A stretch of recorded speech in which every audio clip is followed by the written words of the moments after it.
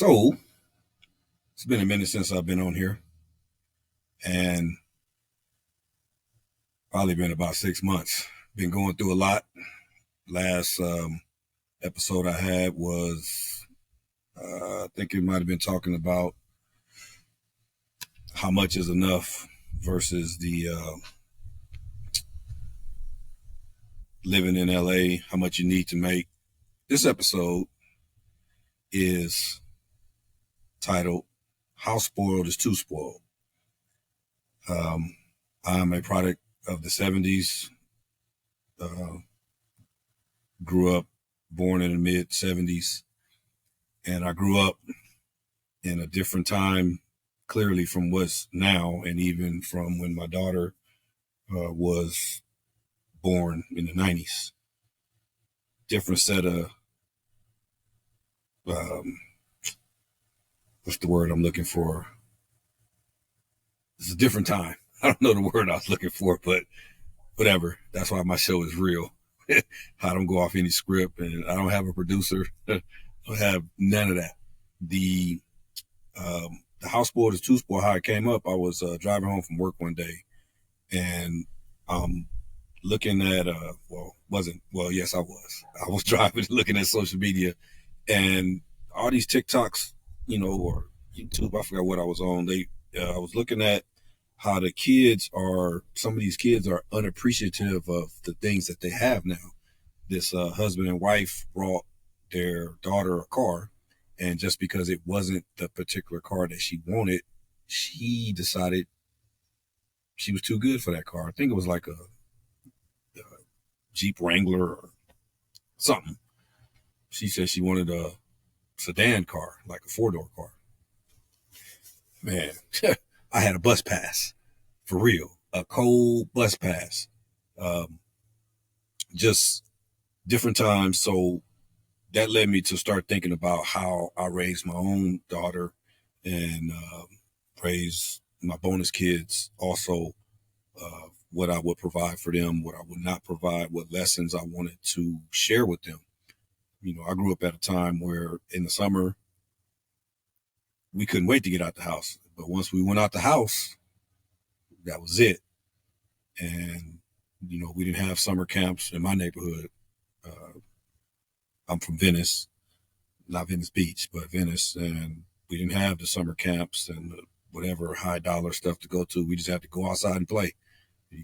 Luckily the local school provided lunches for us to go up there and eat, because without that, we would have been hungry.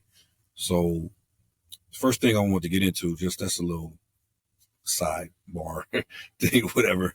First thing I want to get into was of how I was raised. And so I came a product of a two-parent household. Both my parents worked. Was the only child. And you would think that I would be spoiled rotten, would have all the fresh gear. I remember being in junior high, and at this time, Fila's and Guess and Sergio Tacchini and all these other starter jackets, even Jordans, all this stuff was out. Yeah, I didn't get none of that. And my dad worked at General Motors. My mom worked at Northrop. Two decent jobs, but it didn't trickle down to me in the way that I thought. Now, I never missed a meal. Lights never got cut off. I did have clothes. It just wasn't the clothes that I wore. I remember my mom going to buy me for the first day of school. Yeah, you guessed it. Payless. I don't even have Payless no more. Took me, it was like, go pick out some shoes. These are the shoes you're getting for the entire year. It had to be about 6, maybe. Pro Wings is what they was called. Terrible. And I do mean terrible. Hurt your feet, ugly. I was like, damn. So then, after me complaining or whatever, she took me to the Big Five. And the Big Five is a local chain out here in California. The shoes were in the bin. So you had to literally, if you found one, you had to go find the match. And the bin probably was 40 feet by 5 feet. So it's shoes everywhere. First, you got to find your size. Then you got to go find a match. So my childhood, I'm not saying it was bad as far as me growing up. We wasn't living in a car or nothing like that. It just was at the time. It wasn't what I wanted.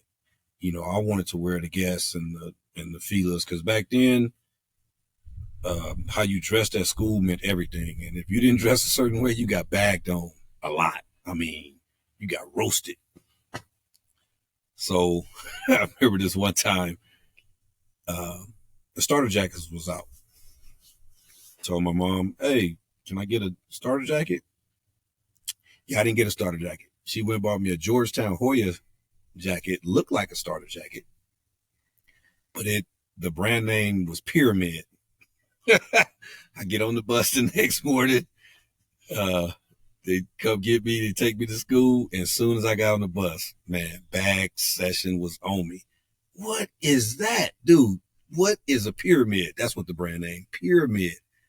By the end of the day, I had ripped the tag off, but the damage was done. Everybody knew it wasn't a starter jacket. They was like, man, we already know that's fake. I got roasted. I wasn't cold. So main thing, wasn't cold. It just was, I didn't get the things that I wanted. Those ultimately taught me valuable lessons as I got older, but at the time, I didn't understand that. So moving forward, so when I was in junior high, of course, I didn't have any girlfriends because, like I said, back then, style was everything. If you didn't have style, man, and you didn't have dress, you wouldn't get no girls. Plus, I was dark-skinned back then, and the light-skinned brothers was in.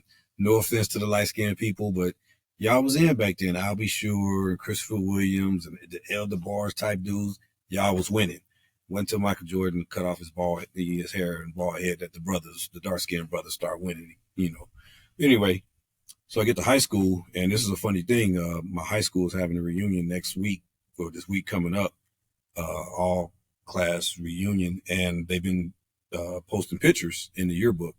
And I'm looking at the way that everybody dressed back then, and I'm looking at it and like, man, this is how we used to dress. I didn't even have it that good.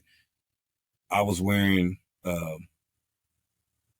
jeans and t-shirts from the swap meet, which wasn't a bad thing. People used to go to the swap meet to buy clothes, the silk t-shirts and rayon button-ups and cross cords and all type of stuff. Wasn't bad.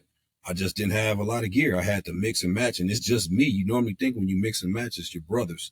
It's all that type of stuff. So anyway, just a little backstory on what I went through. So when my daughter was born,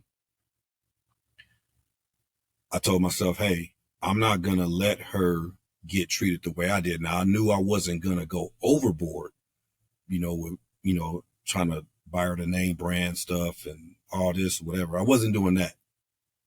My whole thing was I just wanted her not to have to get ridiculed and go through the things that I went through. Now, her mother, on the other hand, she was going overboard. And it's because she didn't have it. She got 5 other brothers and sisters. At least, I think. She might got more. So they was always sharing clothes. They was always doing whatever. She was going to Neiman Marcus. Just that was the type of stuff she was buying. And a certain time, my daughter didn't even get to wear it. I would buy things and she would grow. I mean, my daughter was born prematurely, so she wasn't a big child, but she still was outgrowing the clothes. And even with, like cooking at home, buying food, going to McDonald's or Burger King or whatever. Yeah, my mom didn't ever stop. I don't know if anybody ever seen Eddie Murphy's Delirious, but when he said his mama took him home to make a bell pepper burger, my mom didn't put bell peppers in it, but I didn't get the hamburgers from McDonald's. And at the time, they was 39 cents or 29 cents. I'm like, I can't even get a hamburger like that. So I used to cook, for my daughter, but then there were times where we would go out to eat, we would do certain things. It just, and I'm wondering if by me doing that, maybe not having the balance, I was young, me and her mother, we weren't together, so we, we kind of split time. My daughter come stay with me, go back home, or whatever. Not for just a weekend; it'll be weeks at a time. So, I was always wondering, am I doing too much? Am I giving her too much without her knowing, what the cost of a dollar is? How much, how hard is it to go make this money? Versus her just seeing her friends, have something at school, and then she come home and say, "Hey, I want this doll, I want this scooter, I want this, whatever it is." Going back, when the Nintendo game came out, the first Nintendo came out, I didn't get one I got one. It was 4 years later, literally. They came out like 85, 86. Everybody else had one in my neighborhood, and it was like, why you don't have one? You by yourself. It just didn't equate like that. So in my mind, everything that I didn't have and didn't get, I told myself again, I wasn't gonna let my daughter go without, experiencing the joys of childhood, growing up. She did when she, I think maybe 13. I think my daughter was about 12 or 13 when her sister was born. Her mom had another kid. And so at that time, she starts seeing a difference. She starts seeing that, hey, it takes a lot to provide these things that she wants. She wasn't ever like a needy kid. It was just that me and her mom was doing more than what we should in teaching her life lessons. And I talk to a lot of guys at work, the field that I'm in, and they all say the same thing. They all say, we spoiling our kids, man. We spoiling them to a fact where we're making them lazy. We're making them not want to get out there and work like we had to work, do the things that we had to do. We had to, if it was working at a job, minimum wage, my first job was $4.25 an hour. Peanuts, man. People could say, oh, the times was different, whatever. Yeah, I get all that. But we still will go to work. And I'm not saying kids today, all of them don't go, just speaking from the people that I know, that I talk to. And we've all said the same thing about us doing too much. Where is that line at? How spoiled is too spoiled? Where do you draw the line at? Where do you instill those values that our parents were trying to instill in us if you didn't get spoiled like that? And if their parents didn't spoil them, they instilled those values with, you got to put in hard work, and then you can enjoy the fruits of your labor. I don't know about if somebody gives, you give your kids chores and whatnot, but it's just it's a different time with the phone, with the cellular phone, and how it just distracts, and there's so much at the tip of their fingers, but even from even going to stores now, like people don't even go to the fast food restaurants no more. You can get it delivered to your house, even for something as simple as that. It's worse. The age in which parents are trying to find that line, you can make your kids lazy, and it just, I'm looking down because I see a mosquito by here. So I told you this is a real podcast, and I'm trying to kill it. Yeah, see that? I keeps it real like that. Nah, so that's what you. I'm real. I don't know why it's bothering me. It just decided to just come over here for whatever reason, but. So I came up with some things. My thing of how spoiled, too spoiled, fine line, where do you draw that? So I came up with some ideas on what I think you could do, or what the next generation, what we should be teaching our kids on, hey, you give your kid A, B, and C, and D, and you don't make them work for it, it might be some issues, just might happen. So I don't know about, I just don't know about how to, if I was trying to instruct somebody without offending them about the things I'm about to say. So, number one, instead of like, just getting kids, hey, I want to go to McDonald's, I want to go to Burger King, something simple, and there's food at the house. Say you just went to Costco and spent $500, and then your kids say, Mom, Dad, we ain't got nothing in here to eat. And it's plenty of stuff in there to eat. And if they're at an age where they can cook, what do? Do you go buy them something, or do you hold your ground and say, no, there's food in there? What do? Me, if they did want to go and they wouldn't eat, say they wouldn't eat what was in there, okay, then you're just gonna starve. You got to draw a line in the sand. You got to play hardball. Now that's just me. If they wanted to do something to earn some money, I could think of a whole bunch of stuff around this house that, around a house, that they could do. But that's just one thing. My first thing would be just to draw that hard line in the sand, knowing that you wouldn't spend your hard-earned money. Like I said, Costco, I don't know if you're have Costco or not, but it can get quite pricey. And for them to say that there's nothing in there to eat, yeah, that's like a slap in the face.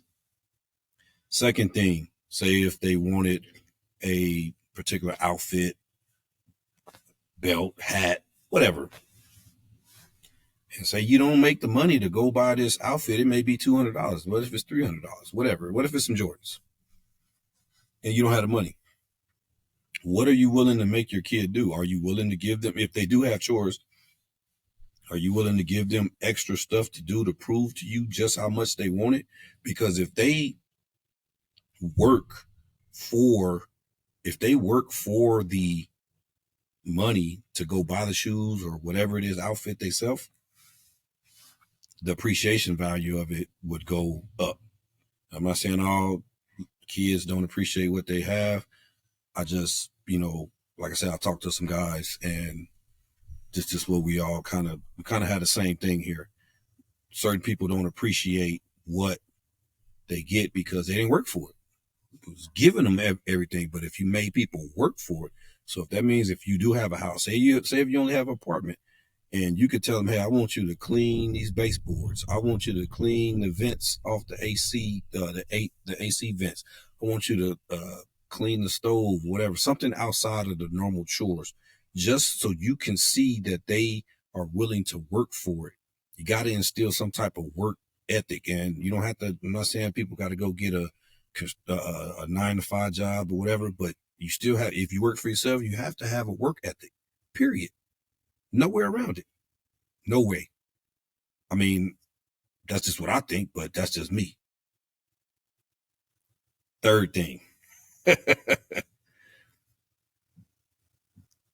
After drawing the line in the sand, after making them work for it around the house, tell them, look, I ain't got the money. If you want this stuff from now on, you're going to have to go get a job if they're of working age. And if they're not of working age, then it's just going to be tough. But you can't, if you're a single parent, even if you're a 2-parent household, and if you don't have the money, why would you? And if you're willing to go put yourself in debt to buy this outfit or whatever it is that your kids want, for this one time, that's just not moving smart, because now you would be putting you by yourself or you and your spouse, in a hole just to satisfy your kid. And then they don't have the lesson from the sacrifice that you're taking to go provide what they get. And I get it. I'm just telling my wife today, we don't want our kids to go without on what we had. Third thing, again, tell them to go get a job. And if they ain't at working age, tell them to go around the neighborhood and see if they can go do something to make some money. You have to make them realize that money don't grow on this tree behind me. It just don't grow like that.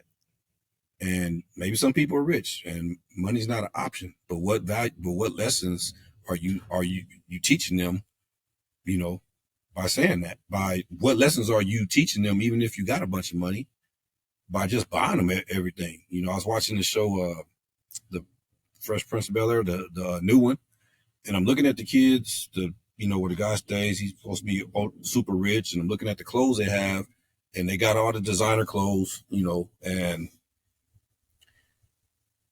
they treat those clothes just like if they went to Walmart, and the guy in the last episode finally got fed up, the dad, Phil.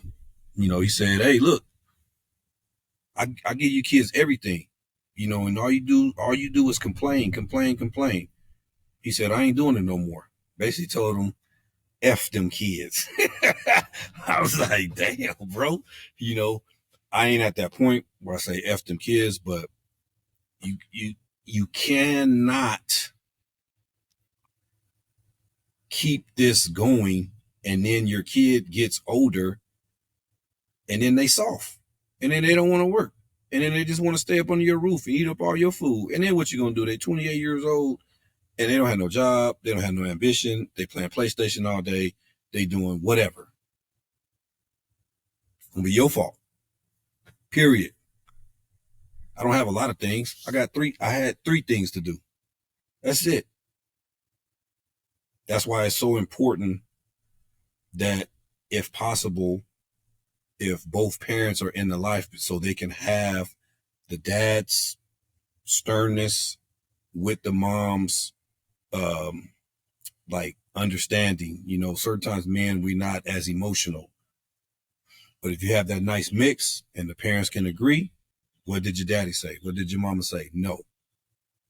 And don't feel like you have to. And then some single parents feel like they have to overcompensate because maybe the dad or the mom is not in the kid's life. So they overcompensate to be like, okay, they're missing, their dad, they're missing their mom. So I'm going to go pacify them and go spend money.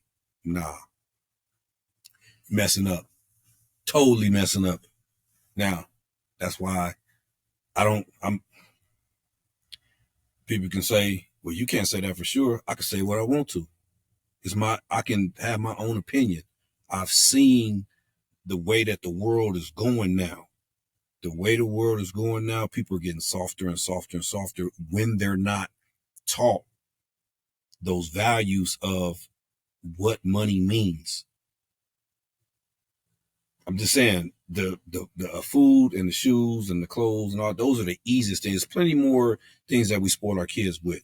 Even as far as going to pick them up from their friend's house. Hey, can you take me over here? Well, they stay 30 miles away, and it's rush hour traffic, and it's whatever. You're not thinking about me, and then you're going to want to come home. So what am I supposed to do when you're out there and now you want to come home? Now I got to come back and get you? Hell no. You see what I'm saying? Like, you're not no damn Uber driver either. When you going to draw the line in the sand? Just saying. I'm just saying. That's something for you to think about. The way that, I do for all my kids now that I have bonus kids, and they my kids, and ain't none of them a kid. They all, the youngest is 20. I do it totally different. I do it case by case. They all different. And it's based off their attitude. It's based off what I see them doing, how they're progressing as a person, when they were younger. Same thing, and I'm not saying I'm perfect. I did, probably do some stuff to overcompensate, for the things that I couldn't do, when they were younger. But now, by me talking about it, we're about to have welcome our first grandkid at the end of the year. Hopefully, God say the same. And we're just wondering how we're going to treat our grandchild, because as grandparents, you can spoil the kid, you can whatever, give them candy or whatever. Hey, you need to come get your kid, and you ain't got to deal with them, So I don't know, So I'm talking to you, but I'm talking to myself too. This podcast, it came to me the other day, and sorry that it might not be whatever like everybody else's podcast. I don't give a damn. I speak from my heart. I speak from what's on my mind. certain, I don't want to go off a script. I feel like I'm being a damn robot. I don't want to be no robot. I want to be me. I want you to see that, hey, this guy is speaking just like he's one of my friends. Period. I'm one of your friends. I could be, if the kids see me, I'm 48 years old. So they may call me Unc. They may call me OG. You can call me whatever you want to. But I do know that the experiences and the knowledge that I have, that I've attained, and like I said, the experiences that I've had, I want to share those, and I want to share the mistakes as well as the good things, because if I share the mistakes, then it lets them know, hey, this dude is being open and honest with me. He's telling me that he messed up when he was my age. He didn't have it all together, but through that, he's telling me now what could happen, so I don't have to go through those same things. And that's all we can do. That's what we're supposed to be doing. That's what everybody is supposed to be doing. If you know something and you see somebody that's going astray, if they're willing to listen to you, you could offer them something that about your experience going through that same thing, and be like, hey, you know what? I did the same thing. I seen this little dude in the gym the other day, and he was doing hammer curls, and the way he was doing them wrong. The weight that he had in his hand was too heavy. His technique was wrong. And I just told him, I said, hey man, if you want to get your arms like these, and I showed him my muscle, I said, this is how I did it. And I started with this weight over here. And he said, thank you. That's all. And he wouldn't grab the weight, and he started doing them the right way. I said, damn it.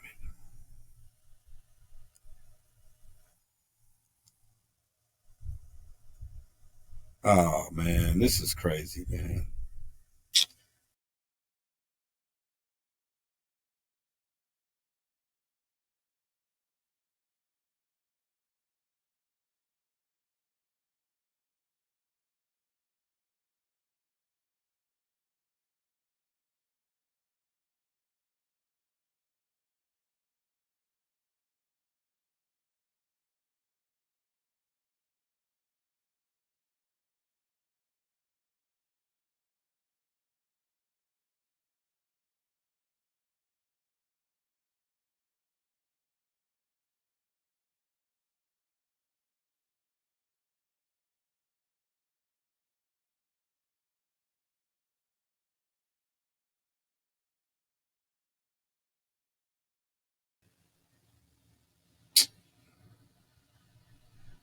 Man, I don't know what just happened.